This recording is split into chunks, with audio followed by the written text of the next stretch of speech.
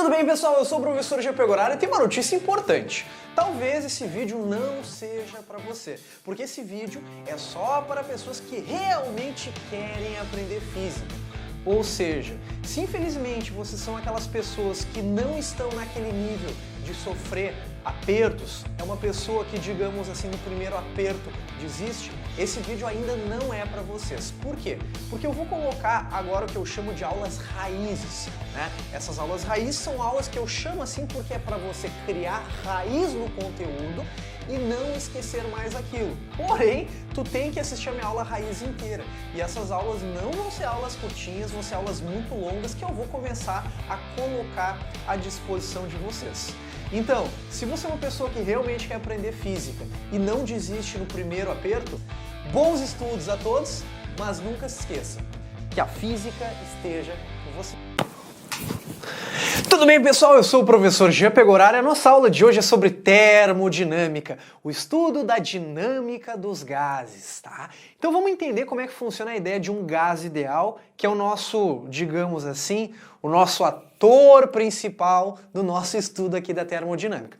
Vamos entender assim qual é a ideia do gás ideal, tá, gente? O gás ideal, que eu representei aqui, eu posso chamar atenção para três coisas que vocês devem saber, tá? A primeira coisa que a gente tem que entender sobre esse gás ideal é que o gás ideal, as moléculas do gás, elas interagem entre si sofrendo colisões, tá? Colisões que são colisões elásticas. Lembra lá da quantidade de movimento, de impulso, que uma colisão elástica é aquela colisão que não perde energia mecânica. Por quê? Porque nesse modelo do gás ideal, que é um gás que teoricamente não existe, as moléculas batem entre si, mas não perdem energia, né? Se fosse um gás real, elas iam bater e iam acabar perdendo energia na colisão.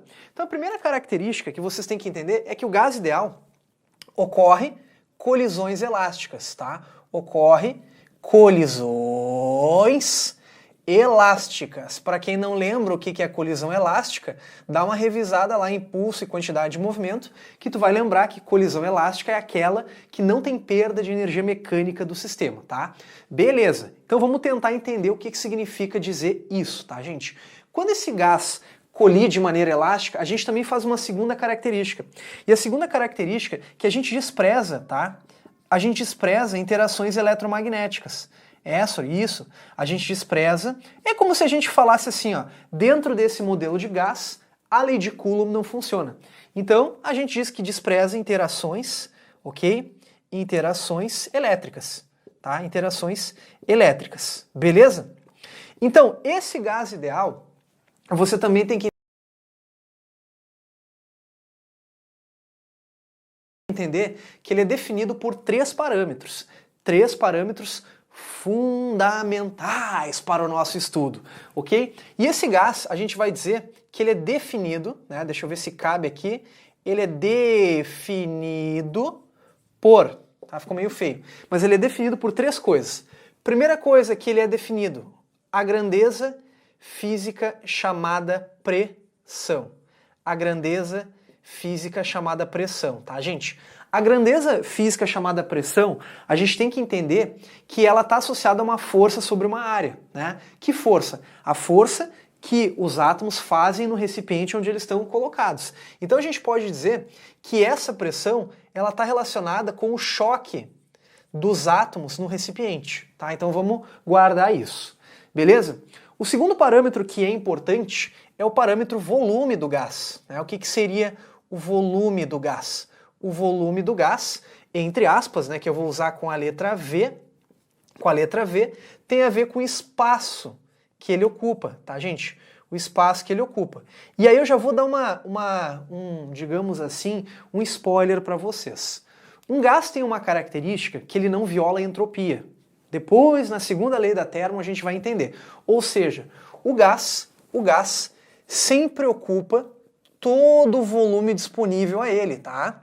Isso é bem interessante para vocês entenderem. O gás sempre ocupa todo o volume disponível a ele. Ô, Soro, o que isso tem a ver? Gente, mais ou menos assim, ó. Quando você pega um desodorante, né? Por mais que ali não seja um gás ideal, mas vamos supor que seja. Quanto borrifa o desodorante, tu repara que o gás que estava ali dentro, ele estava num recipiente que era mais ou menos desse tamanho.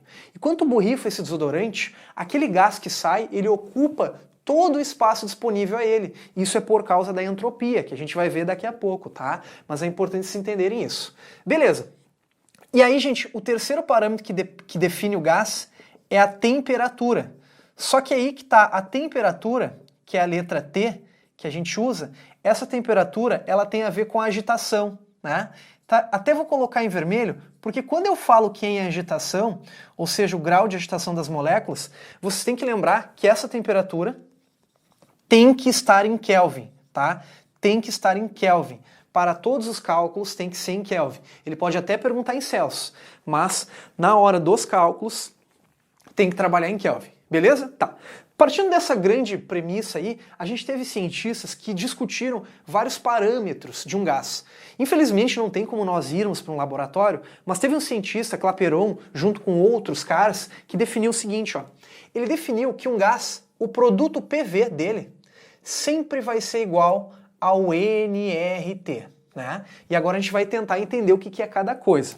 O P é a pressão do gás, o V é o volume do gás, e o N é uma coisa interessante. O N vem lá da química.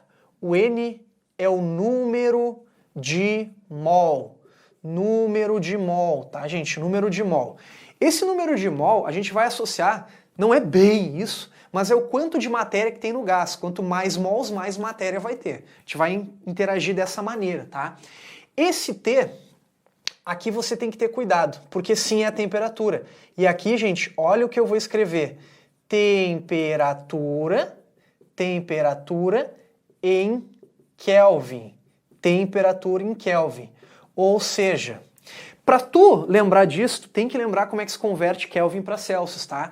Então, eu vou colocar a conversão aqui do lado. Vou colocar a conversão aqui do lado. Deixa eu ver se eu tenho espaço aqui embaixo, só pra gente dar uma lembrada. Só pra gente dar uma lembrada, ó. Vou colocar aqui, ó, conversão de temperatura. Então, como é que faz a conversão, gente? Como é que faz a conversão de temperatura? Né? A gente viu há pouco tempo isso. Para converter a temperatura de Celsius e Kelvin, é só tu lembrar de uma expressão simples, que é o seguinte, ó. A temperatura em Kelvin é igual à temperatura em Celsius mais 273. Então, só para te lembrar isso, né? Por exemplo, 27 graus Celsius são 300 Kelvin. Só botar o 27 aqui, soma com 273 a 300 Kelvin. Beleza? Ok, agora vamos ver o que é o R. O R, gente, é a constante geral dos gases. Constante geral dos gases.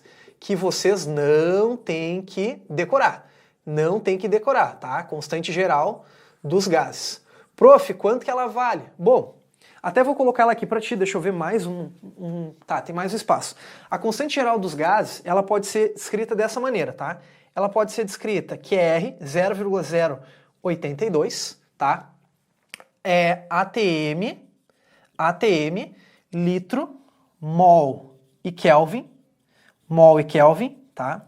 Ela pode ser descrita assim, 0,082 atm, litro, mol e Kelvin, ou também ela pode ser apresentada no SI, né? Porque aqui não tá no SI, aqui tu pode ver que a pressão está em atm, o volume está em litros, o resto está aqui, né? Ou ela também pode ser apresentada da seguinte maneira, ó, R igual a 8,1 mais ou menos, né?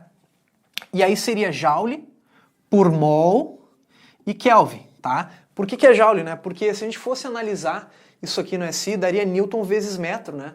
Porque é Newton por metro quadrado vezes metro cúbico, Newton vezes metro, que é Joule. Então isso aqui é no SI, isso aqui é no sistema mais usual que a gente tem, tá? Mas beleza, isso aqui a gente não vai usar muito agora, porque a prova tem que nos dar. Beleza. A grande questão é o seguinte, essa equação geral dos gases funciona sempre. Se tu pegar o produto PV de um gás, sempre vai ser igual ao nRT dele, ou seja, o número de mols que ele tem, a constante geral dos gases, vezes a temperatura em Kelvin, tá? Mas existem outros problemas que são muito importantes pra gente, que são os problemas que quando o número de mols fica constante. Ô Sor, como assim? Deixa eu te mostrar aqui, ó. para vocês entenderem isso melhor. Eu vou dar um exemplo bem legal, que é o que a gente usa, a equação geral dos gases, tá? Eu vou dar um exemplo que, inclusive, eu vou mostrar um vídeo para vocês demonstrando isso, tá? Vamos imaginar, gente, que eu pego, tá? E eu tô assim, ó, no nível do mar, tá? Então, ó, um exemplo pra gente analisar. Tá? Vamos supor que eu estou no nível do mar. Então, nível do mar significa dizer que eu tô aqui, né? E depois eu vou subir para uma montanha. E aí eu tenho uma caixinha de amendoim, tá? Um plástico de amendoim, tá? Esse plástico de amendoim, por mais que a gente diga que seja embalado a vácuo, vamos supor que fica um certo gás aqui, beleza? Um certo gás aqui. Aí esse gás, se for analisar, ele está associado à pressão de uma atmosfera, né? Porque se está em equilíbrio, ele está associado a uma pressão de uma atmosfera, e a pressão que ele sofre é uma atmosfera, beleza? Aí, obviamente, esse gás vai fazer força suficiente para essa pressão de uma atmosfera. Quando eu levo ele para uma altura maior, a pressão aqui vai ser menor. Quanto? Sei lá, 0,8 atm. Então, o gás que estava confinado ali, ele não precisa mais fazer a mesma força que ele fazia antes. Mas a questão é que ele faz. E aí, o que acontece? Essa pressão está associada a uma força. Como ele faz mais força, a gente vai verificar o seguinte, que a força que ele faz, entre aspas, continua sendo a mesma. Só que a força de pressão que tem ali fora vai ser menor. Então o que acontece? Esse gás, ele pega e se expande. Ou seja, ocupa um espaço maior. Até equilibrar tudo, né? Porque aqui a força é menor e aí equilibra tudo. O que eu quero mostrar para vocês? O plástico infla, sim, o plástico ali dentro, que tem um gás ali, infla, né? O que eu quero mostrar? Tu concorda que o número de mols permaneceu o mesmo? Aquela coisa associada à matéria permanece a mesma. Por quê? Ó? O número de mols que eu tenho aqui, sei lá, que seja N, aqui também é N. Conseguem ver? Então, quando a gente verifica que o número de mols permanece constante ao longo do problema, a gente pode usar essa segunda fórmula, que é o seguinte, ó. Lembra que o produto PV, ele é igual sempre? Então, ó, digamos que isso aqui seja o estado inicial, beleza? Digamos que aqui seja o estado final. Eu posso afirmar o seguinte, ó, usando a equação de Clapeyron, que a pressão inicial vezes o volume inicial é igual ao nRT, que seria a temperatura inicial do gás. Mas também a pressão final, volume final, vai ser igual a nRT final. Concordam? Repara que o produto NR é uma constante para os dois, né? O produto NR é uma constante para os dois. Então eu posso pegar esse TI e passar para cá dividindo, até vou botar em azul, ó, TI dividindo, e eu posso passar o TF para cá dividindo. Concorda? Então, esse NR é igual a esse NR. Então, se esse NR é igual a esse NR, significa dizer que PVI TI é igual a PF VF sobre TF. Então, a gente tem uma segunda equação, que é PI VI sobre TI tem que ser igual a PF VF dividido por TF. Mas, claro, muito cuidado. Você só pode usar essa equação geral dos gases se o número de mols permanecer constante ao longo do problema. Tá? O número de mols tem que ficar constante. Ok, gente? Tem que ficar constante. Porque senão, se tu deixar escapar gás, né, digamos que no meio do problema, tu deixasse escapar gás, tipo, fura o saco, tu fecha na hora, né, já escapou gás. Aí esse N não vai ser igual a esse N. Aí tu só vai conseguir resolver por aqui. E sempre, gente, muito cuidado, que essa temperatura aqui tem que ser a temperatura absoluta, ou seja, a temperatura tem que ser em Kelvin. Tranquilo, pessoal, de boas? Deixa eu sair da frente, vocês darem uma olhada. Obviamente, né, na nossa prova de física, tu vai usar muito mais isso aqui. Tá? Porque geralmente o número de mols fica constante, tá? Então agora prestem atenção que eu vou mostrar um videozinho bem legal de um exemplo bem parecido com isso, para vocês verem isso na prática.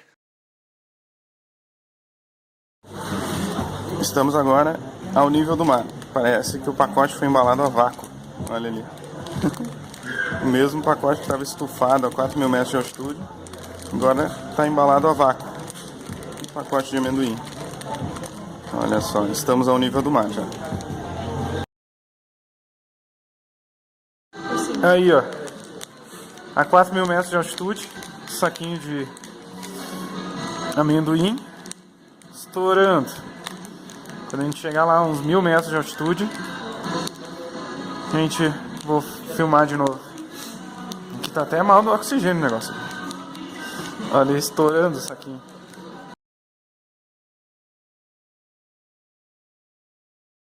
Mas, então vamos entender como funciona o trabalho de um gás. Os primeiros passos para entrar nas leis da termodinâmica.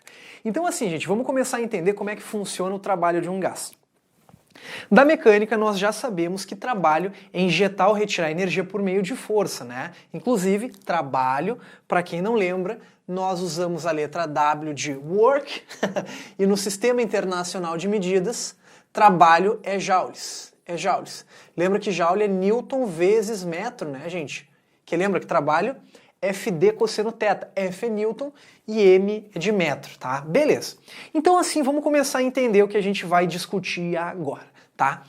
Quando a gente vai entender o trabalho de um gás, é um conceito um tanto quanto abstrato. Eu vou tentar deixar um pouquinho mais palpável para vocês. Então vamos pensar. A gente vai ter um êmbolo, né? Um êmbolo que é isso aqui, é como se fosse um pistão, tá, gente?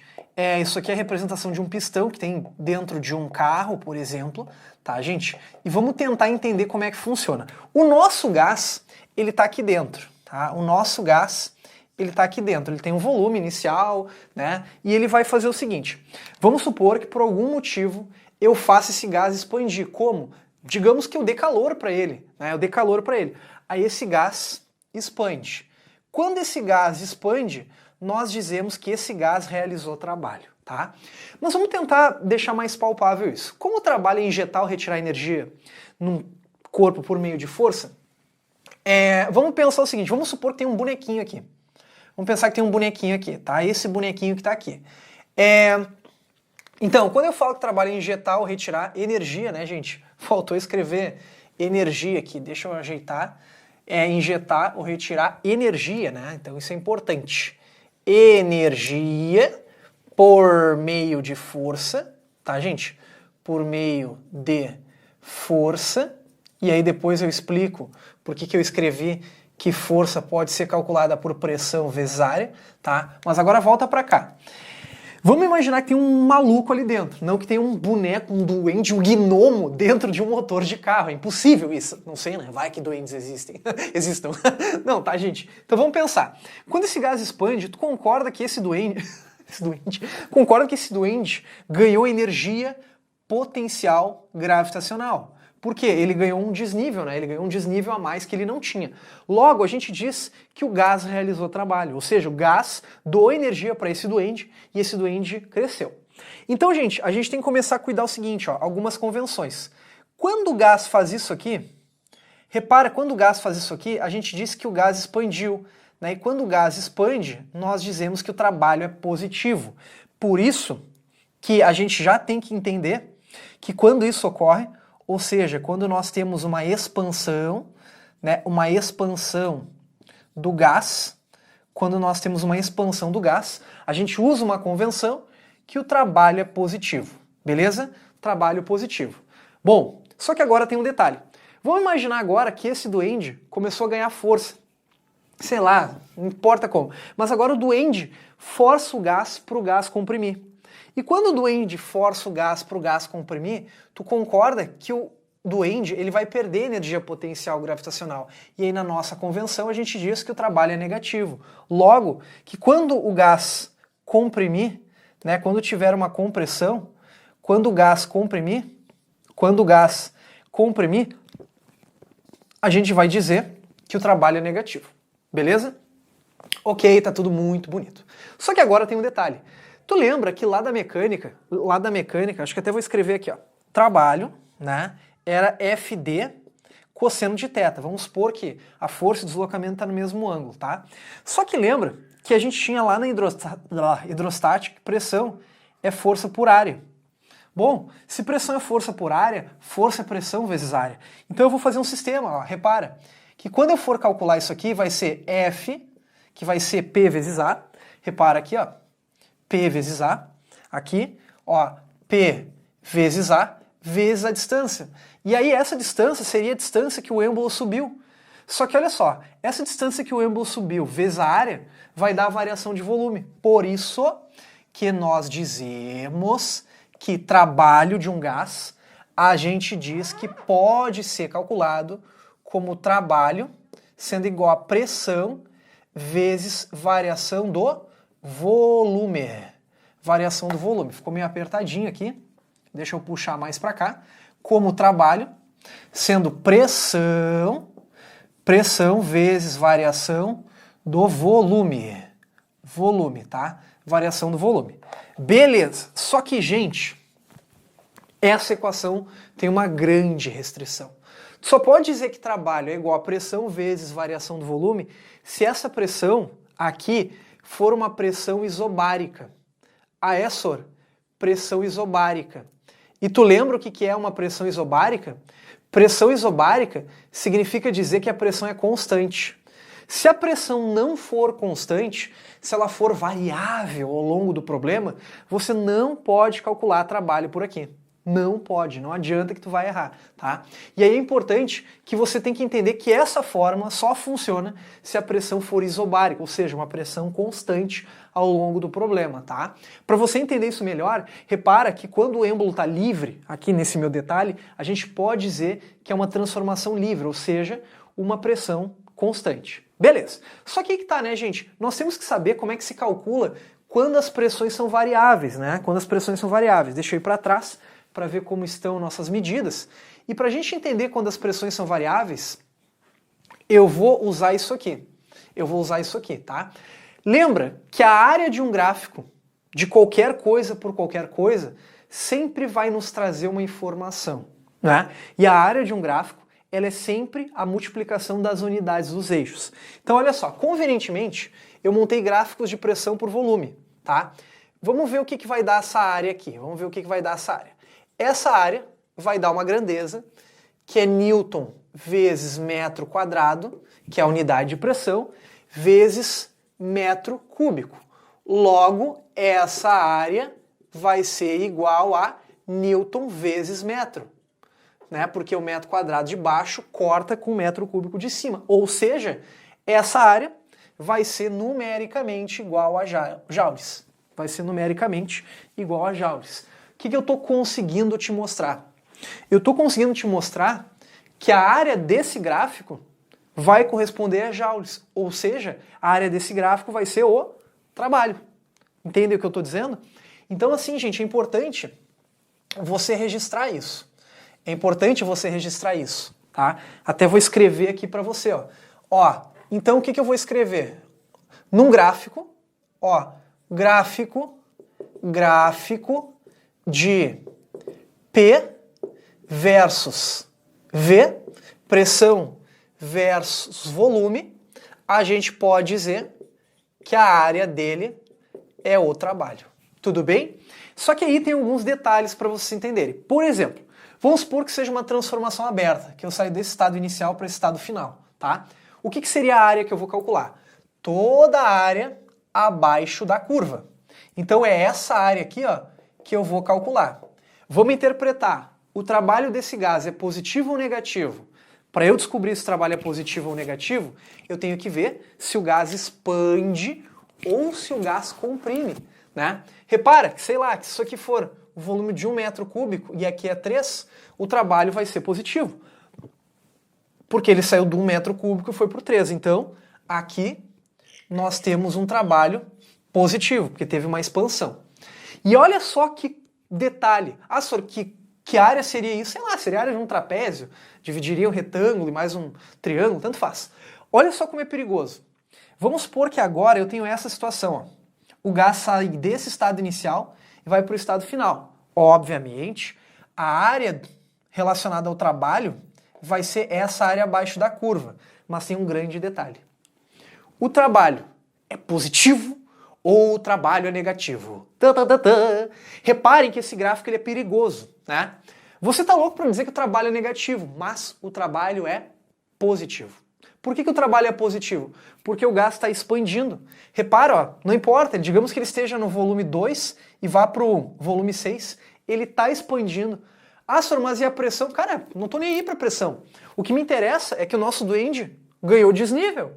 Ele não tá nem aí para pressão, não sei se tu entende. Logo, aqui, o trabalho também é positivo, tá? Isso são as transformações chamadas abertas. Mas vocês têm que cuidar também as transformações cíclicas. Senhor, sim. As transformações cíclicas, quando ele pedir o trabalho de uma transformação cíclica, tu vai calcular apenas a área interna, ou seja, isso aqui vai ser o trabalho. Ó, isso aqui vai ser o trabalho, essa área interna, tá? E aí, guarda isso que eu tô te dizendo. Se a transformação for no sentido horário, né, que nem eu tô te mostrando, o trabalho vai ser positivo. Se for anti-horário, vai ser negativo, tá?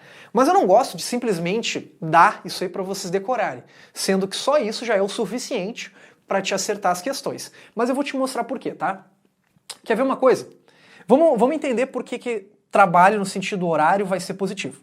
Vamos pensar nessas duas bolas aqui, ó. Essa bola vermelha e essa bola vermelha. E eu vou dividir esse gráfico em duas partes. Ou seja, esse gráfico é a soma desses dois. Repara que vai dar isso aqui e repara que vai dar isso aqui. Ou seja, a primeira parte que eu vou colocar vai ser isso aqui, ó, gente. Ele vai fazer isso, repara, e a segunda parte ele vai fazer isso. Beleza? Ou seja, eu tirei de uma transformação cíclica e eu disse que essa transformação cíclica é resultado de duas transformações parciais abertas, tá? Repara, nessa primeira transformação, a área que eu deveria calcular seria essa, ó. Seria essa área, abaixo da curva.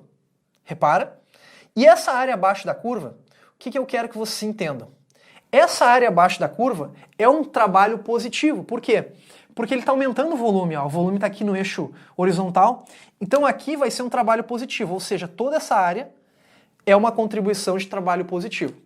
Logo, quando eu vejo a segunda transformação parcial, repara que agora o volume está diminuindo, ó. Digamos que aqui seja 4 e aqui seja 3. Ó, o volume sai de 4 metros cúbicos e foi para 3. O meu 4 e o 3 devem ter ficado bem pequenininho, tá? Mas não importa, só para vocês entenderem isso. Beleza? Agora, repara que agora o trabalho é negativo. Agora o trabalho é negativo. O trabalho aqui é negativo. Só que, gente, se eu admitir que essa transformação cíclica é a soma desses dois trabalhos, repara, quando eu for tirar essa área grande da área pequena, vai sobrar quem? Vai sobrar aqui apenas aquela área ali do meio, né? Não tá bem desenhado, mas enfim, vai apenas sobrar aquela área ali do meio. E essa área aqui do meio vai ser o quê, ó? Vai ser só uma contribuição positiva, porque essa área maior é maior que a área menor. Então, esse cara aqui, ó, até vamos pintar de vermelho, para ver se vocês entendem, ó. Ó, vamos pintar todo esse trabalho positivo de vermelho. Todo esse trabalho positivo de vermelho, tá? Ó, todo esse trabalho positivo de vermelho. E todo esse trabalho negativo de vermelho. Ou seja, todo esse trabalho negativo de azul. Então vai ser a área vermelha subtraída da área azul. Logo vai sobrar uma área vermelha, que é o trabalho positivo, né? Obviamente, se fosse no sentido anti-horário, aí a parte que o trabalho seria negativo seria uma área maior. E aí quando eu fizesse a diferença, daria um trabalho negativo. Beleza, gente? Mas cá entre nós, né? Como eu disse, se tu simplesmente decorar que no sentido horário o trabalho é positivo e no sentido anti-horário o trabalho é negativo, você resolve tudo que é questões que envolvem esse raciocínio para vocês. Deixa eu sair da frente para vocês tirarem um print, tá, gente? Então tá, trabalho de um gás era isso. Então tá, pessoal, vamos entender agora a primeira lei da termodinâmica, uma das leis mais importantes que vocês vão utilizar no vestibular de vocês. Então vamos começar a entender. Eu te digo uma coisa, com a primeira lei da termodinâmica é possível você comer um X inteiro, né, um refrigerante 2 litros, um pudim de sobremesa e não engordar.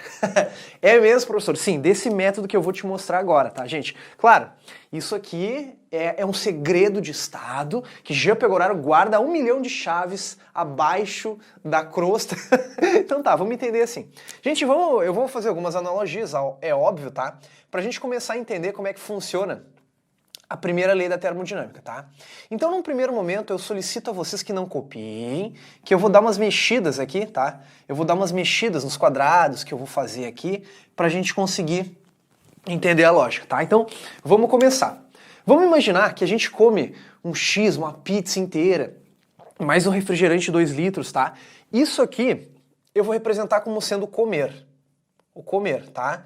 Não precisem copiar. Vamos supor que vocês comeram 1.000 calorias. 1.000 calorias, tá? Nessa refeição que vocês fizeram. Como é que eu posso comer e não engordar? Gente, é muito simples. É só vocês pegarem essa comida que vocês comeram, né? E, digamos assim, gastar essa energia. Então, você consegue ver o seguinte, ó, que se você pegar essa comida, né, que você acabou de ingerir, e você gastar toda essa energia, te garanto, de jeito nenhum você vai engordar, tá?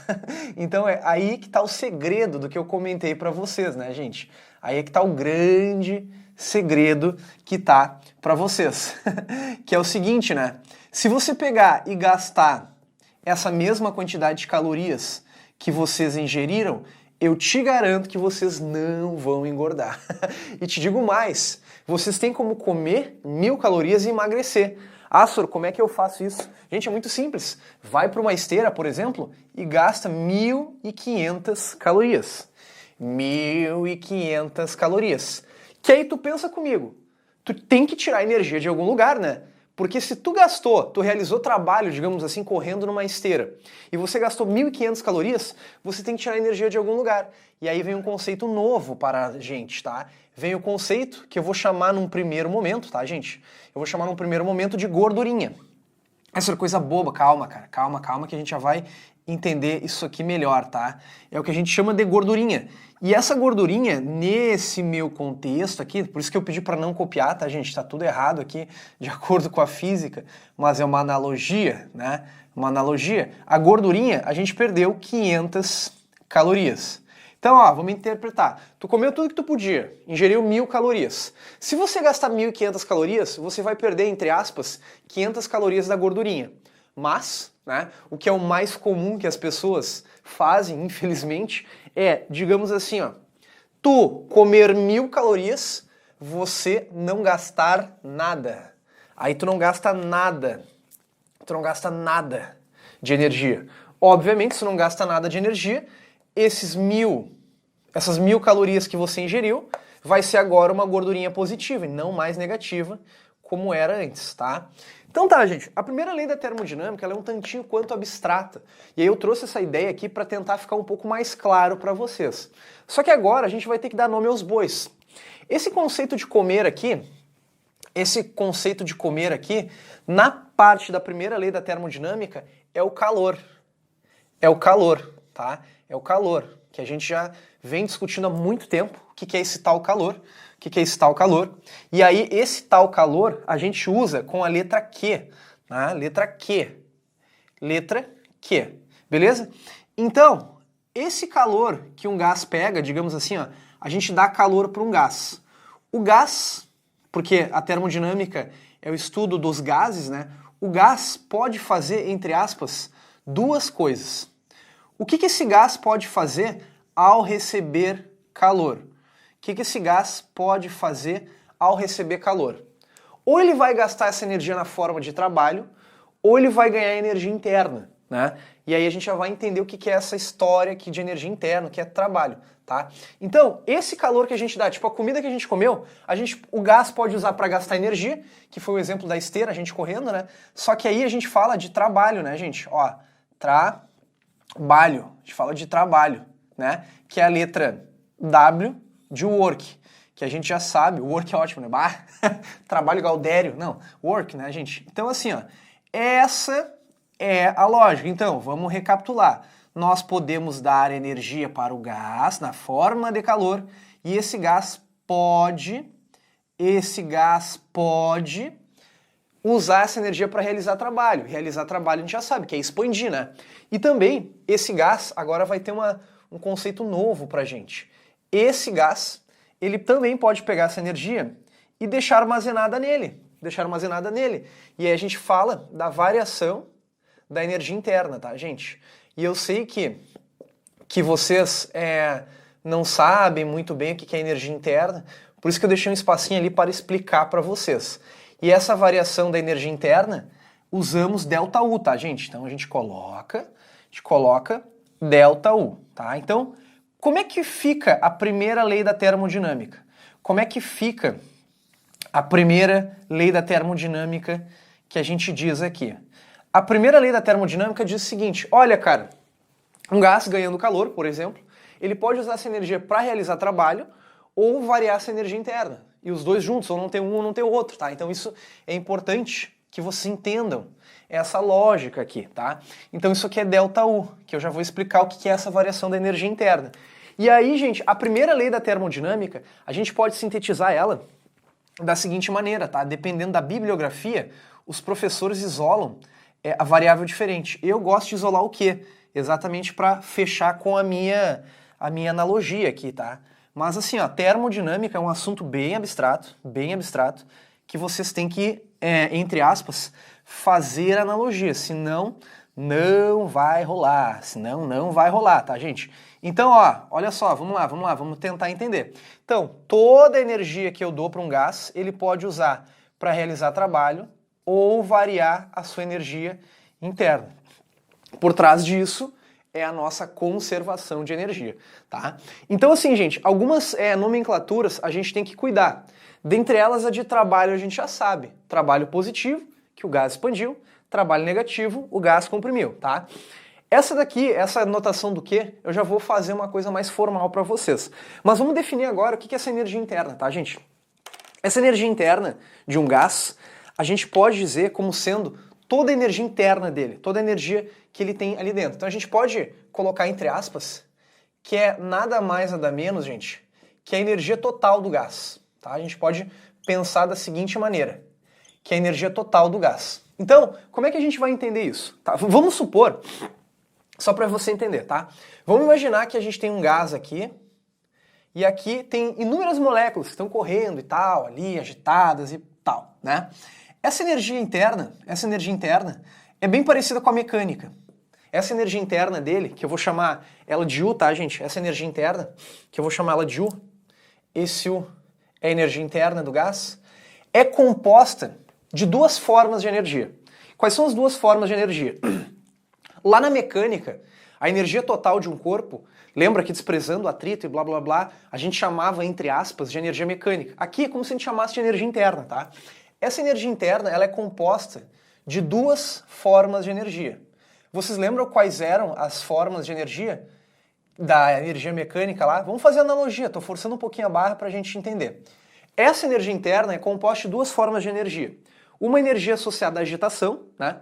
E essa agitação é a energia cinética, concorda? É associada à energia cinética, que é associada à energia cinética, agitação mv²/2. Lembra disso? E também é associada à energia potencial. Só que aqui, essa energia potencial, não faz sentido eu falar de potencial gravitacional. Isso aqui é como se fosse uma energia de ligação. É como se tivesse umas ligações invisíveis entre eles, tá? Umas ligações invisíveis entre eles, por mais que eu despreze a interação eletromagnética ali dentro, a gente diz isso, tá? E aí, gente, o que a gente tem que encarar nisso aqui? Essa energia cinética que eu estou mostrando aqui para vocês, ela tem a ver com agitação, né? Essa energia cinética, ela tem a ver com agitação. E ela, por ter a ver com a agitação, a gente vai dizer que essa energia cinética tem a ver com a temperatura. Tem a ver com a temperatura, com o grau de agitação das moléculas, né? E a energia potencial, a gente pode dizer que isso aqui tem a ver com a quantidade de moléculas. Tá? Então vou colocar assim, ó, a quantidade de gás que tem. E quando eu falo quantidade de gás, é óbvio que eu vou ter que cair no número de mol, tá? Então, fazendo esse desenho para vocês entenderem um pouquinho a lógica. Então, assim, gente, o que eu quero falar para vocês? Como nos problemas de física que a gente vai resolver ao longo do nosso vestibular, a gente sempre vai pegar a mesma quantidade de gás, né? É sempre a mesma quantidade de gás que a gente usa. Então, basicamente, a gente pode dizer que essa energia interna, a gente pode fazer uma associação direta com a energia cinética apenas, visto que isso aqui, ao longo do nosso problema, vai sempre ficar constante. Sim, isso vai sempre ficar constante. Isso aqui vai ficar sempre constante. Então, nós vamos fazer uma ligação que isso aqui tem uma única e exclusiva relação, não exclusiva, né, mas a gente pode fazer isso. A gente vai dizer que isso aqui tem uma relação direta com a temperatura absoluta do gás, com o grau de agitação dele. Ah, é, professor? Ó, temperatura absoluta do gás. Temperatura absoluta do gás. E aí, claro, né, a gente tem duas equações para descrever isso aqui, mas a gente não usa muito. Vou só colocar a título de curiosidade, tá? Se o gás for monoatômico, tá? Olha só, presta atenção. Se o gás for monoatômico,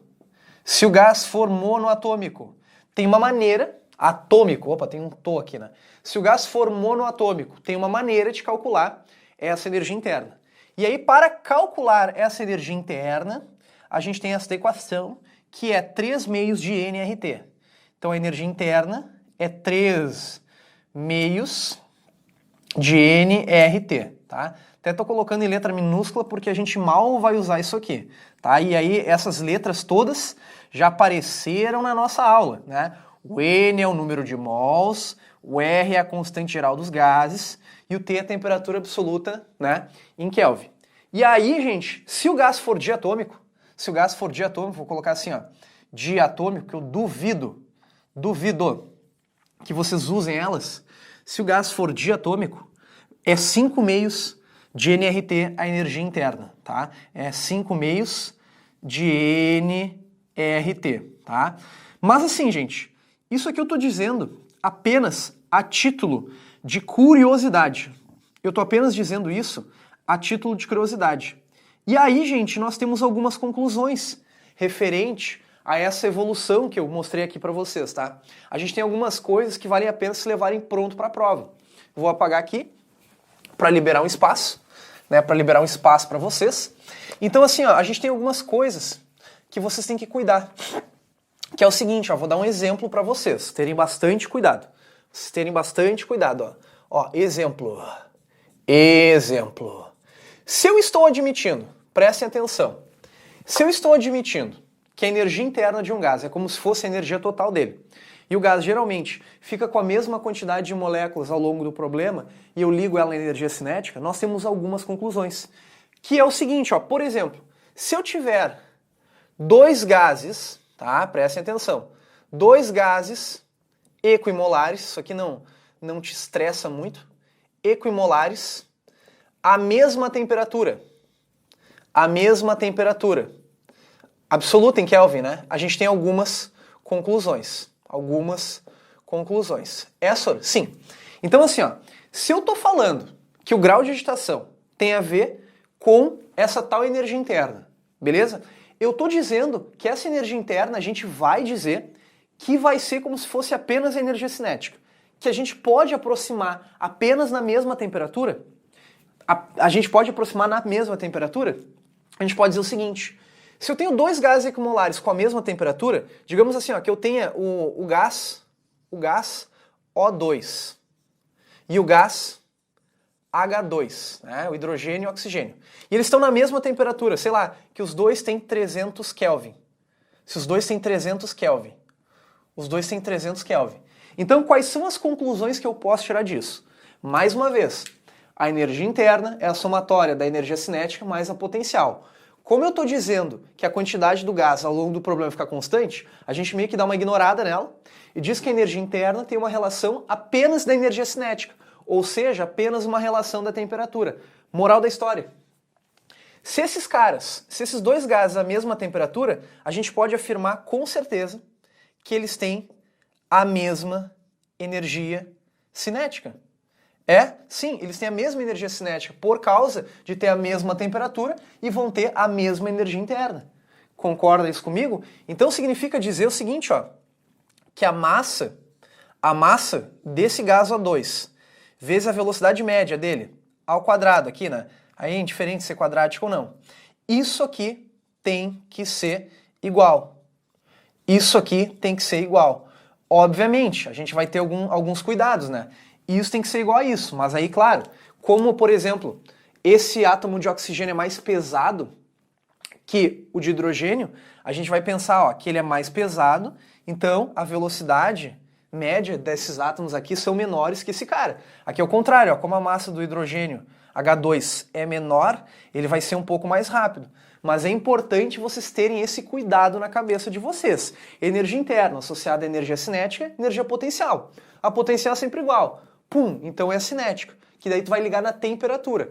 Isso conclui que se eu tiver dois gases na mesma temperatura, eles têm a mesma energia cinética e, por sua vez, a mesma energia interna. Tranquilo, gente? Isso é bem legal de vocês entenderem.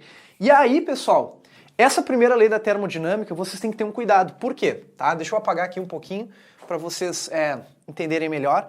Porque ali, agora na hora da prova, a gente vai ter que olhar o seguinte. A gente vai ter que ter um cuidado maior com os sinais. Porque, gente, eu vou ser bem sincero.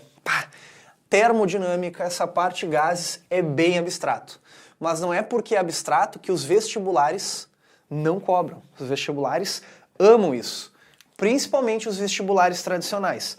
A prova do Enem não cobra muito, mas vestibular tradicional, tipo FUVEST, Unicamp, UFSC, URGS, UPF, PUC, adoram termodinâmica. Então vamos lá, como é que a gente vai, digamos assim, fazer um resuminho da primeira lei da termodinâmica, tá? Para vocês entenderem isso melhor. Tá, primeiro tem que saber como é que é a lei, né? A primeira lei da termodinâmica, ela é assim, ó, até vou colocá-la de novo. Todo calor que eu dou para um gás pode ser convertido em trabalho ou pode ser convertido em variação da energia interna. Então está aqui a primeira lei da termodinâmica, tá, gente? E agora é a coisa mais fantástica da primeira lei da termodinâmica, que fala sobre a conservação de energia. A coisa mais fantástica é que se tu não tiver muito, digamos assim, ó, tu pode até não entender muito bem o que é energia interna, tu pode até não entender muito bem o que é trabalho, mas assim, ó, se você guardar essas convenções que eu vou te dar agora, tu não erra mais questão nenhuma. Sério? Então assim, ó, usa essas convenções que eu vou te dizer aqui. Quais, senhor? Essas que eu vou te falar. Convenções. Confia em mim, que se tu guardar essas convenções, tu vai chegar grande nas questões de termodinâmica. Então vamos lá, vamos ver a do calor, tá? Ó, vamos ver a do calor. Vamos ver a do calor. Vamos ver a do calor. A do calor é se o Q for maior que zero, é porque a questão vai dizer que o gás, repara, o gás ganhou calor. Ele ganhou energia na forma de calor, tá? Se o Q for menor que o zero, é porque o gás cedeu energia, né? Perdeu calor. Perdeu calor. Perdeu calor. Ok? Guarda isso. Agora, a convenção do trabalho, que a gente viu, faz pouco ainda, inclusive, ó, a convenção do trabalho. Convenção do trabalho. Convenção do trabalho. Ó, convenção do trabalho. Se o trabalho for positivo, o gás expandiu. Guarda isso. O gás expandiu. O gás expandiu. Se o trabalho for negativo, obviamente, o gás comprimiu. Comprimiu. Já discutimos o porquê, né? E aí a última convenção que falta da gente entender é a convenção da variação da energia interna, tá? Então, ó, variação da energia interna. Lembra que a energia interna tem a ver com a energia potencial mais a energia cinética. Como a energia potencial é constante ao longo do meu problema, eu vou olhar só para a energia cinética. E como eu estou olhando para a energia cinética, eu estou olhando para a agitação, e a agitação é temperatura. Logo, repara isso, ó.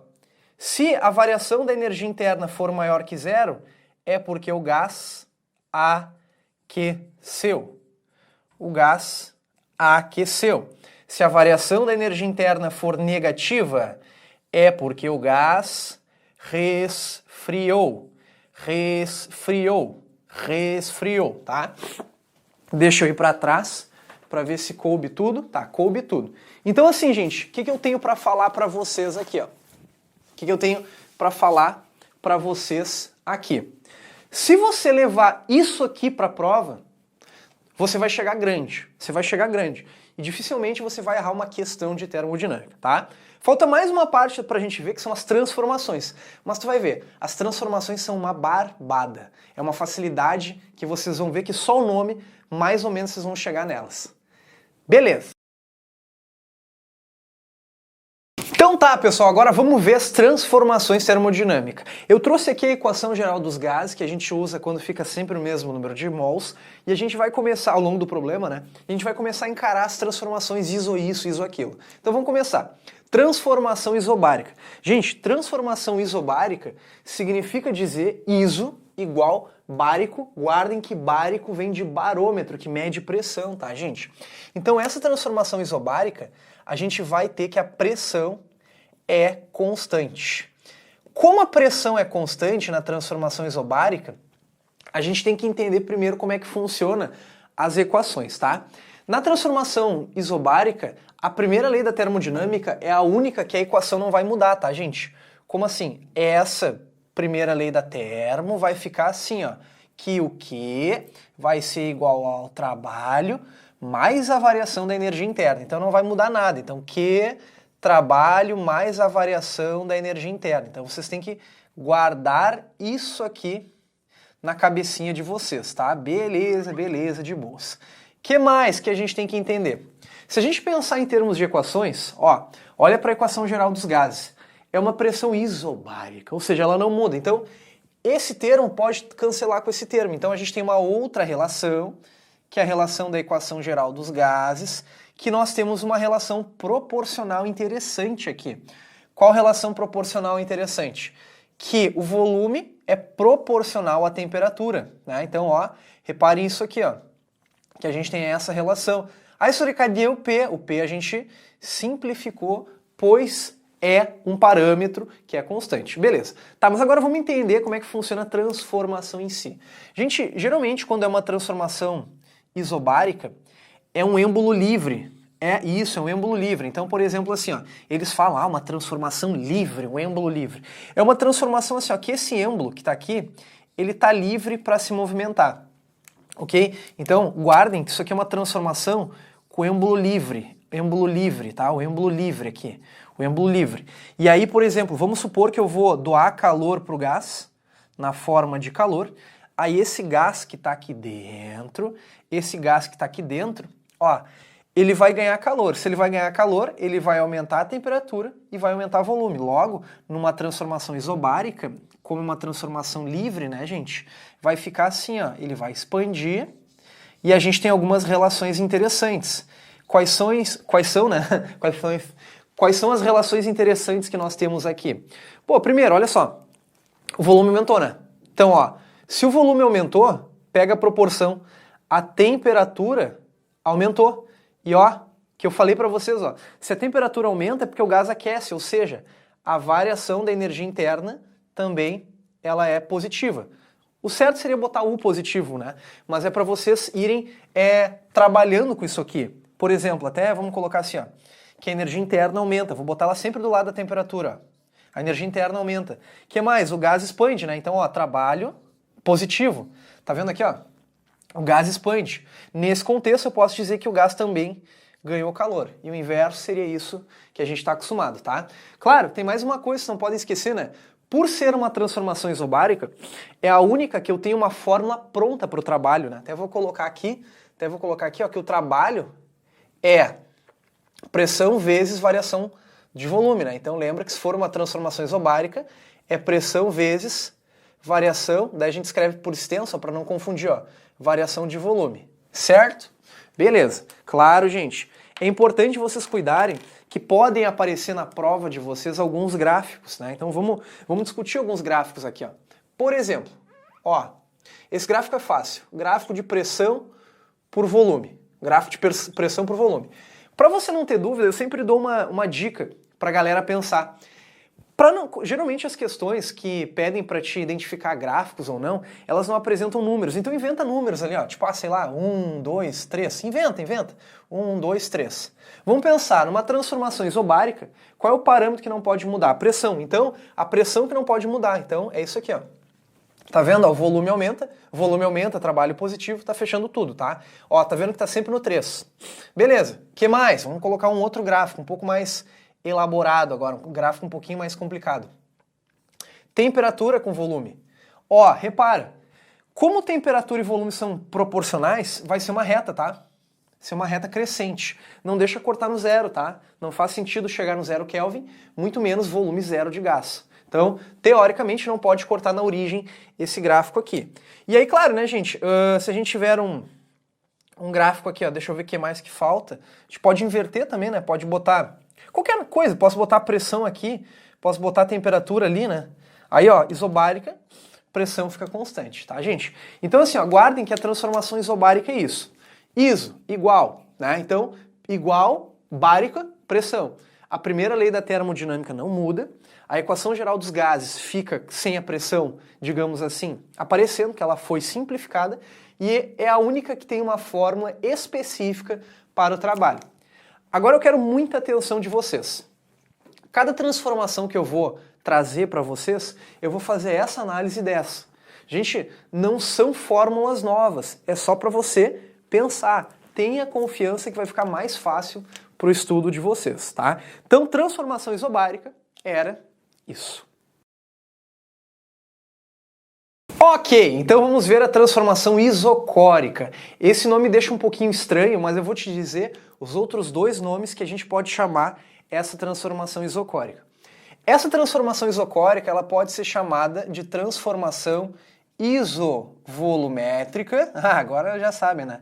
Isovolumétrica ou isométrica. Acho que agora fica mais fácil de vocês entenderem qual é o parâmetro que fica constante agora, né? O parâmetro que fica constante é o volume. Por que eu trouxe isocórica? Porque se é um vestibular tradicional, eles gostam de complicar a vida, né? Então eles vão trazer esse nome aqui pra gente. Então, vamos fazer a nossa análise. Vamos lá. Isocórica, o que acontece? Volume constante. Volume constante, tá? Volume constante. Bom, gente, então agora vamos pensar. Lembra que era só na isobárica que isso aqui permanecia igual, né? Agora a gente vai pensar qual é o parâmetro que fica zero. Agora cada transformação vai zerar um, tá? Olha só, o que é isso aqui? Ganhar ou perder calor, expandir ou comprimir, aquecer ou resfriar. Beleza? Ó, ganhar ou perder calor, expandir ou comprimir, aquecer ou resfriar. Olhando esses três parâmetros, qual deles tu acha que vai ser nulo? Pô, gente, o volume é constante, então o expandir e comprimir não vai existir. Então o trabalho vai ser nulo. Logo, numa transformação isocórica, o trabalho é nulo porque o gás não expande e nem comprime, porque o volume dele permanece o mesmo. Tu entende isso que eu tô falando para vocês? Então, todo calor é igual ao trabalho, que nesse contexto agora é zero, mais a variação da energia interna. Entende? Então, basicamente, todo o calor que eu dou para o gás, ele vai aquecer. Ponto. Tá? Por causa da variação da energia interna. Agora vamos fazer essa análise aqui, ó, da equação geral dos gases para o mesmo número de mols ao longo do problema. Repara que agora o volume vai embora, então PT, né? Então, ó, ficamos assim, ó. Ficamos assim agora. Que a equação que nós temos agora, simplificamos o volume, né? Então, TI é igual a TF. Então você vê que quando o volume é constante, nós temos uma relação direta entre pressão e temperatura, né? Importante vocês entenderem isso aqui. Beleza, agora vamos entender como é que é a transformação em si. Gente, tu lembra que na isobárica o êmbolo era livre, né? Aqui o êmbolo ele é móvel. Perdão, lembra que era móvel lá na isobárica, aqui o êmbolo é preso. Então agora esse êmbolo, que eu deixo confinado o gás, esse êmbolo, ele é um êmbolo rígido, ele é preso, ele é fixo, tá? Ele é fixo. Então, como assim? Ó? Imagina que eu tenho o gás a uma certa temperatura, né? E ele está com um certo grau de agitação. Está com um certo grau de agitação. Certo grau de agitação. Agora, se por algum motivo eu doar calor para ele, né? Se eu doar calor para ele, todo o calor vai virar a variação da energia interna, ou seja, o gás vai aquecer. Então esse gás agora, né, gente? Esse gás agora, ele vai permanecer o mesmo volume, isso é importantíssimo. Ó, isso é fundamental para vocês entenderem, ó, repara aqui, ó. Esse cara aqui, ó, fica o mesmo volume, só que agora esses átomos, eles estão mais agitados, ó, eles estão mais agitados, porque aumentou a sua energia interna, né? Aumentou a sua temperatura e eles estão mais agitados, né? Estão até mais vermelhinhos, ó. Estão mais agitados. Bom, o que a gente pode afirmar sobre isso? Volume fica igual, então repara, se ele está mais agitado, ó, aumentou a temperatura. Lembra que eu falei que se aumenta a temperatura, aumenta junto a energia interna, né? Aumenta junto a energia interna. E olha, cara, agora esses átomos eles estão colidindo mais nas paredes do recipiente. Logo a pressão aumenta. Logo a pressão aumenta, tá? Então a gente tem essas discussões que vocês têm que cuidar. Beleza? Ok. Agora vamos pensar. Alguns gráficos que sejam úteis pra gente. Vamos pensar um gráfico de volume por pressão. O volume tem que permanecer constante, lembra? Inventa números, né? E fica assim. Ó, isocórica. Pode ser assim, né? Agora, a gente tem um outro gráfico que é interessante aqui, ó. Um outro gráfico que é interessante, que é um gráfico de pressão por temperatura. Repara que eles são uma relação direta, né? Então cresce um, cresce o outro. Ó. Uau! Cresce um, cresce o outro, tá? O que mais que eu poderia fazer? Eu poderia inverter aqui também. Opa! Eu poderia inverter aqui também. Poderia, sei lá, botar... deixa eu pensar. Poderia botar aqui, ó, temperatura e volume. Temperatura e volume. E aí ficaria uma reta assim, ó.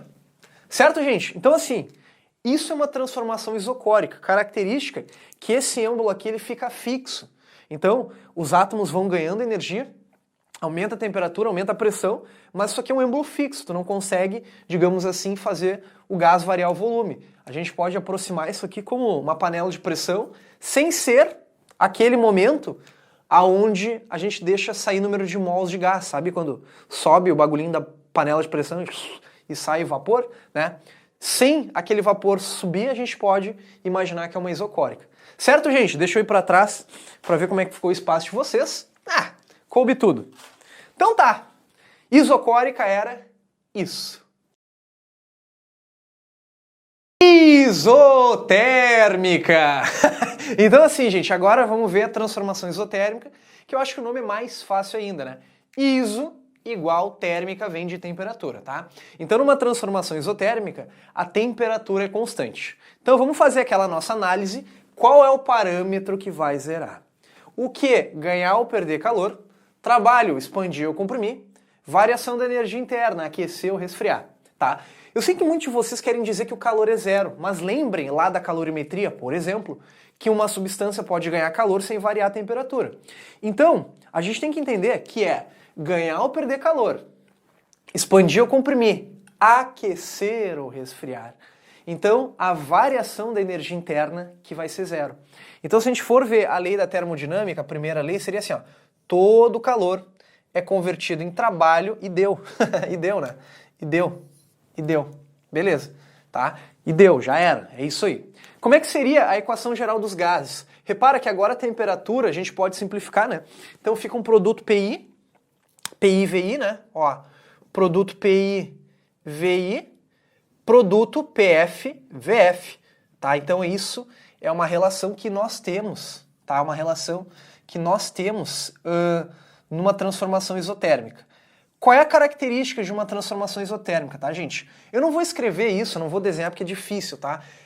São transformações lentas, muito lentas. São transformações muito lentas, tá? Ô, Sor, por exemplo, cara, eu posso dar um exemplo.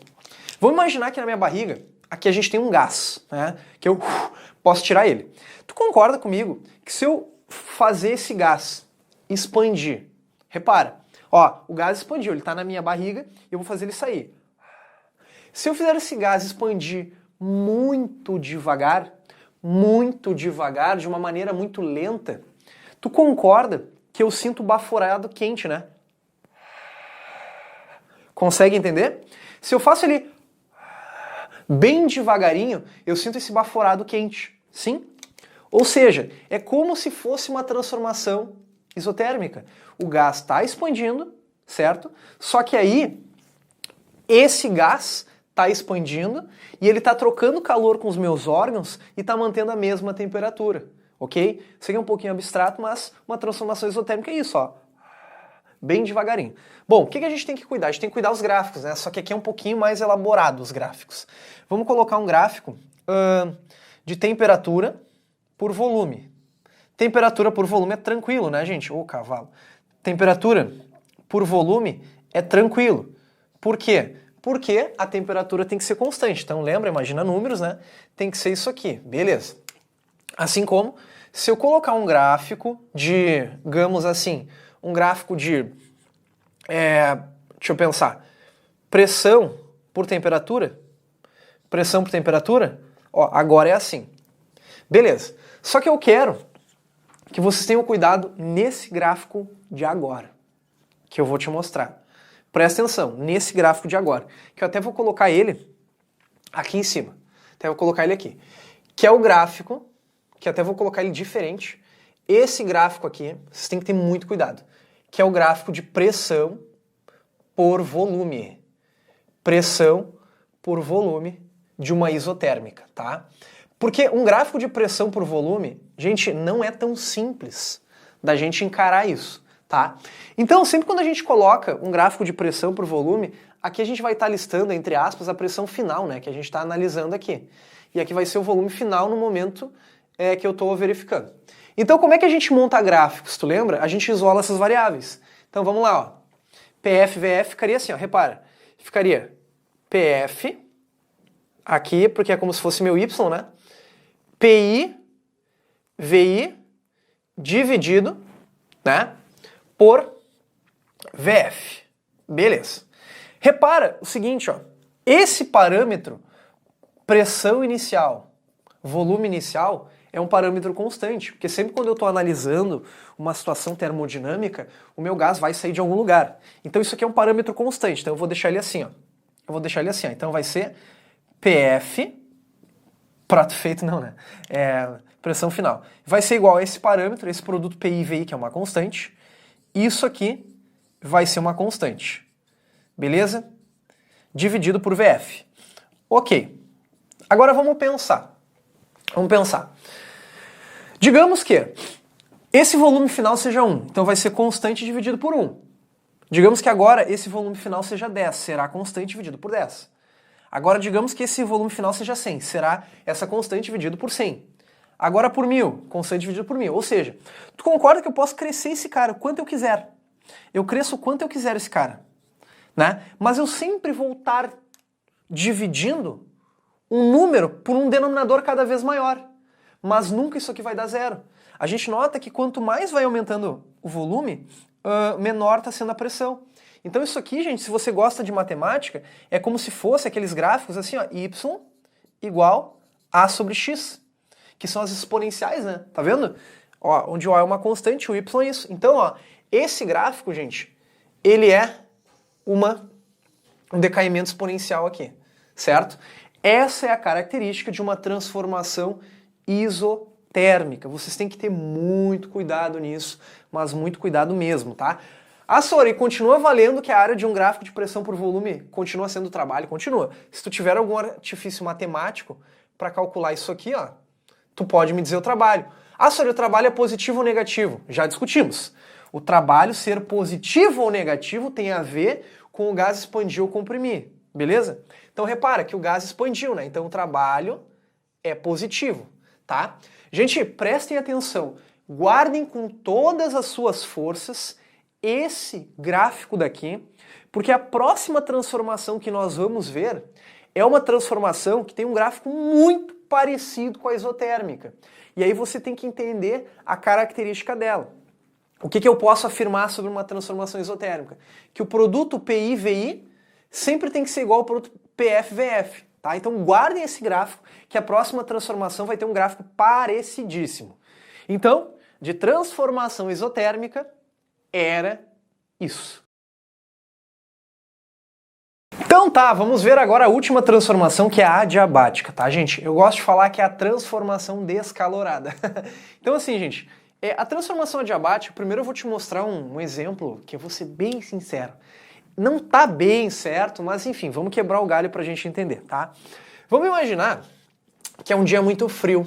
Eu não sei qual região do país que tu estejas, mas se tu estiver numa região que é bem fria, ou pelo menos já tomou um banho num lugar onde é muito frio, com certeza tu já passou por isso, você já passou por isso, tá? Então vamos imaginar o seguinte, isso aqui vai ser uma transformação adiabática, tá? Fora vai ser o meio externo, não precisa nem copiar isso aqui, tá, galera? Ó, meio externo, tá? E aí vamos fazer o seguinte, vamos fazer uma pessoa tomar banho, pessoa tomar banho. Aí a pessoa vai lá, toma banho, bem quentinho, tá um frio do caramba, ali tomando banho, quentinho, e pum, termina seu banho, tá? E vamos imaginar que ela tá dentro do box e vai ficar um vapor referente ao banho quentinho que esta pessoa tomou, ok? Então vamos entender. Vamos imaginar que esse vapor virou um gás ideal, certo?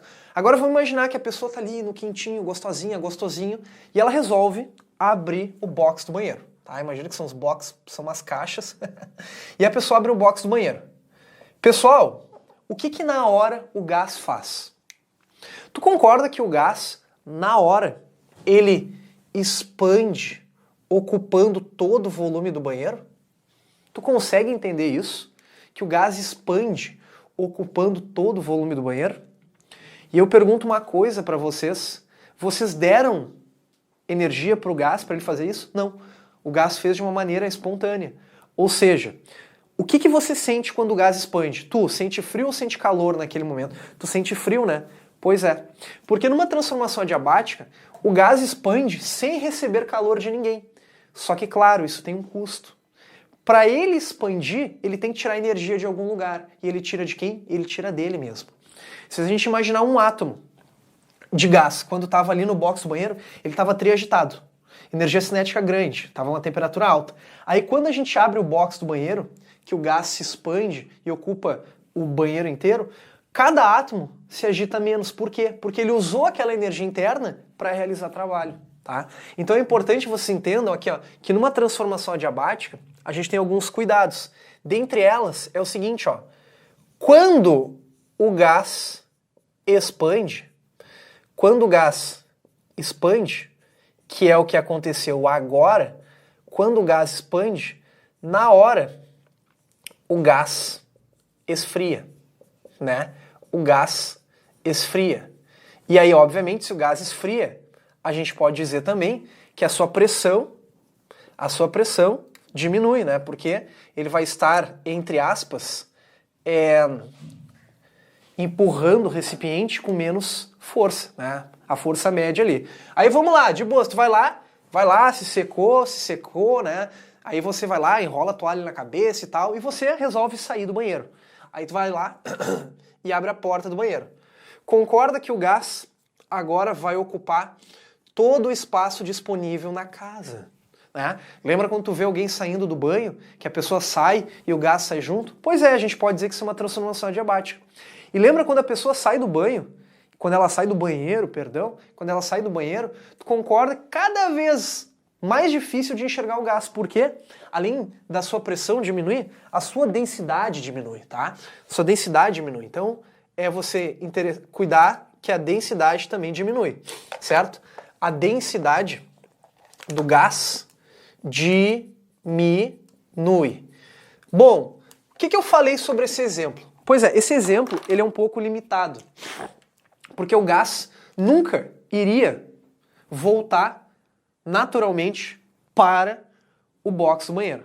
Mas vamos supor que a gente consiga rebobinar a fita, tá? Claro, eu estou violando a entropia, tá? Mas vamos supor que eu consiga. Se eu conseguisse rebobinar a fita, ó... Que horror, né? Aí o gás tá no banheiro. O gás tá no banheiro. O gás está no banheiro. O que aconteceu? Agora, o gás comprimiu, né? Se o gás comprimiu, agora o gás esquenta, né? Agora o gás esquenta, porque eu estou rebobinando a fita, né? E a pressão aumenta. A pressão aumenta. E a sua densidade aumenta. E a sua densidade aumenta, tá? Sua densidade aumenta. Então, gente, a gente pode encarar uma transformação adiabática assim, certo? A gente pode encarar uma transformação adiabática assim.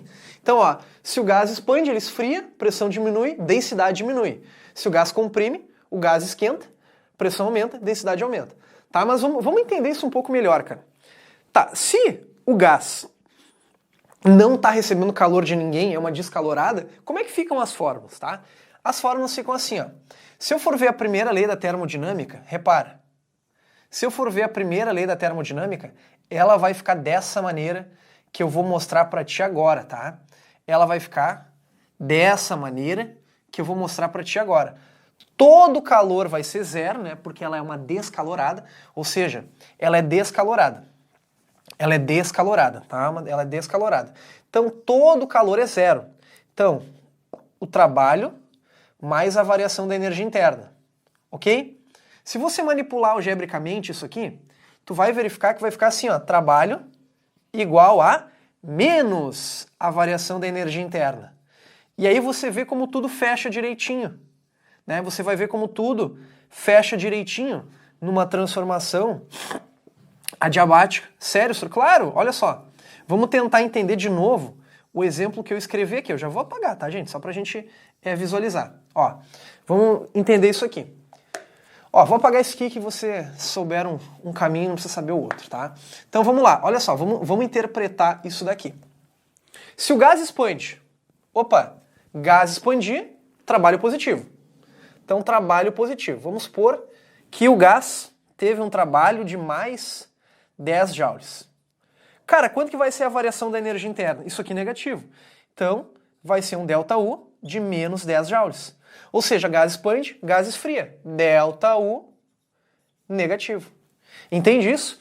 Então, o que você tem que entender é que essa transformação ela é descalorada porque não tem calor, não tem troca de calor envolvido. A gente vai imaginar que o recipiente da casa, ali no exemplo, ele é ideal e não consegue deixar troca de calor. E agora, gente, é uma coisa muito legal. Porque assim, ó, a transformação adiabática, aquilo ali que eu falei não existe, óbvio. Mas eu tenho uma transformação adiabática real, que é o seguinte, ó. Quer ver, ó? Aqui dentro da minha barriga, eu tenho gás, digamos assim, a 36 graus Celsius, que é associado ao meu estômago que eu tenho aqui. Se eu pegar e fizer o gás e se expandir assim, bem devagarinho, do jeito que eu falei para vocês, é uma isotérmica, que é a transformação passada. Mas se eu fizer o gás expandir assim, tu concorda que a minha mão sente um vapor mais gelado? Pois é. Porque quando eu faço o gás se expandir assim, é uma adiabática.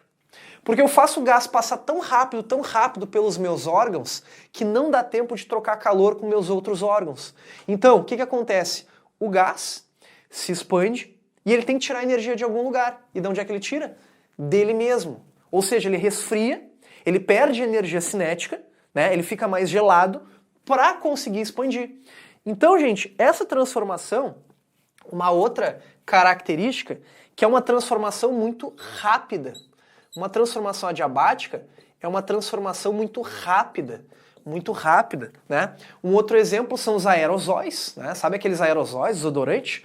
A gente tem o gás ali confinado e quando aperta o desodorante aerosol, tu concorda que o gás sai gelado? Por quê? Tu faz ele se expandir de uma maneira muito rápida, que não dá tempo dele trocar calor, e aí ele realiza trabalho, né? Trabalho positivo, ou seja, ele expande, e aí a variação da energia interna é negativa, ou seja, faz ele resfriar, tá? Então isso é bem importante para vocês cuidarem, tá, gente? E aí, claro, aí tem uma coisa que vocês têm que ter muito cuidado, muito cuidado. Quer ver, ó? Vou apagar aqui, já falei que isso aqui a gente ia usar, que é o maldito gráfico de PV. Olha só como é o gráfico, olha só como é o gráfico de pressão por volume de uma transformação adiabática. Sente só. Olha como é que é o gráfico de pressão por volume de uma transformação adiabática. Olha só. Olha só. Gente, você entende onde é que eu quero chegar? Tu consegue entender que esse gráfico de uma transformação adiabática aqui, ó, de uma transformação adiabática, ele é muito, mas ele é muito parecido com uma isotérmica? A equação geral dos gases, pode usar, continua valendo normal, tá? Ela não muda nada. Por isso, gente, que você tem que ter muito cuidado. Você tem que ter muito cuidado, tá? Porque tu tens que saber a olho nu, não olho nu, mas fazendo alguns cálculos, para diferenciar se é uma adiabática ou uma isotérmica. Então, ó, vou fazer aqui, ó. Vou botar aqui do lado, ó, presta atenção. Adiabática versus isotérmica. Isotérmica, beleza? Adiabática versus isotérmica. Que é o único jeito que vocês têm de descobrir, tá? Então, por exemplo, se eu tiver um gráfico, ó, presta atenção, pressão por volume. Assim, tá? Pressão por volume. E esse gráfico, deixa eu fazer um pouco maior. Fazer um pouco maior aqui, que agora é a parte, digamos, é a parte mais complicada da nossa aula referente a isso, tá? Então, se eu tiver um gráfico de pressão por volume, deixa eu fazer maior, e aí esse gráfico de pressão por volume, não precisa copiar, tá, gente? Vai ser assim. Eu não vou me preocupar com as unidades, mas agora eu vou fazer o seguinte, ó. O gráfico vai ser isso aqui, ó. O gráfico vai ser isso aqui. Aí eu vou te dar alguns pontos, tá? Esse ponto vai ser 3 e aqui vai ser 1. Então esse ponto é o 3 e 1. E esse ponto aqui vai ser o 1 e esse ponto vai ser o 3. A grande pergunta é, como descobrir se esse gráfico é um gráfico de uma adiabática ou isotérmica? Vamos pensar, só a olho tu não descobre. Porque tanto a adiabática quanto a isotérmica, a cara do gráfico é muito parecida. Mas a gente sabe uma coisa, na isotérmica, as temperaturas são iguais, na adiabática não. Então o que a gente vai fazer? A gente vai apelar para isso aqui, ó. Então eu vou fazer o estado A e o estado B. Eu vou usar a equação geral dos gases. Se as temperaturas forem iguais, é isotérmica. Se forem diferentes, é adiabática. Beleza? Então vamos fazer o teste, ó.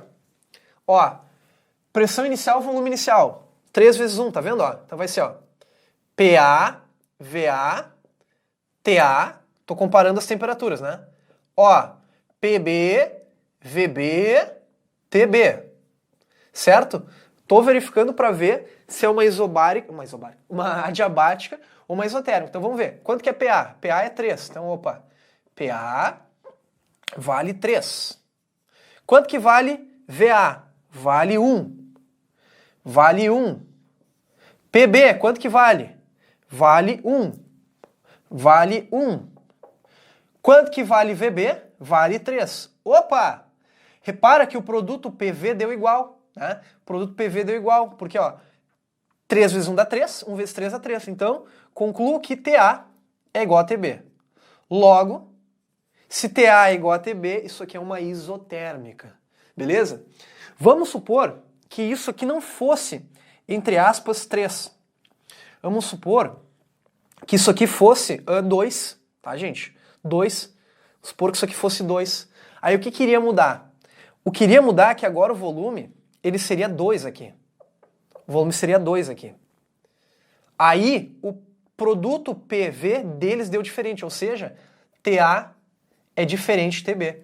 Ou seja, se deu diferente é uma adiabática, tá? Então assim, gente, no olho é impossível, a não ser que o enunciado te diga, tá? A maneira que você vai ter que descobrir é usando PVT-PVT. Aí, ao usar o PVT-PVT, você vai ter recursos e ferramentas para dizer se é uma transformação adiabática ou isotérmica, tá? Claro, vou falar mais uma coisinha, só uma curiosidade, que na transformação adiabática, a gente tem mais uma fórmula que eu duvido que vocês usem, tá? Duvido que vocês usem mesmo, tá? Que é uma relação seguinte, ó, eu acho muito difícil que caia na prova de vocês, que é isso, ó. Que o produto PV de uma transformação adiabática, a gente tem uma relação, ó. PI, VI elevado na gama, PF, VF elevado na gama. Gente, eu duvido, sério, eu duvido que isso caia na prova de vocês. Eu duvido que isso aqui caia na prova de vocês. É tipo uma outra equação dos gases, tá? Esse gama é um coeficiente Poisson, tá? É um coeficiente de Poisson que vocês têm que, não precisa decorar. Caso caia, eles vão dar. Mas eu duvido que caia isso. Esse coeficiente de Poisson, ele é o Cp sobre CV. Cp sobre CV. Que é o calor específico molar, a pressão constante dos gases, dividido pelo calor específico molar dos gases a volume constante, tá? Então assim, gente, na boa, acho muito difícil que caia isso para vocês na adiabática. Tanto é que eu coloquei só a título de curiosidade. Mas assim, gente, termodinâmica sobre a primeira lei é isso daí, é isso que a gente viu. É um assunto que é bastante abstrato, eu sei, é um assunto fantástico, mas uma coisa é fato. Todo vestibular tem. Todo vestibular tradicional tem. O Enem até não é tão fã disso, mas todo vestibular tradicional cobra termodinâmica. Mas chegamos no final do nosso vídeo, então primeiro de tudo, deixa eu parabenizar você. Você completou uma aula raiz de física. O que você deve fazer agora? Aprofundar mais ainda esse conteúdo. Façam questões. E assim, ó, repetição nos leva à perfeição. Então, mais uma vez, parabéns por terminar essa aula raiz, para vocês realmente criarem raiz no conteúdo e nunca mais esquecer eles, né? Então, assim, ó, eu sou o professor Jean Pegoraro, mas nunca se esqueça que a física esteja com vocês.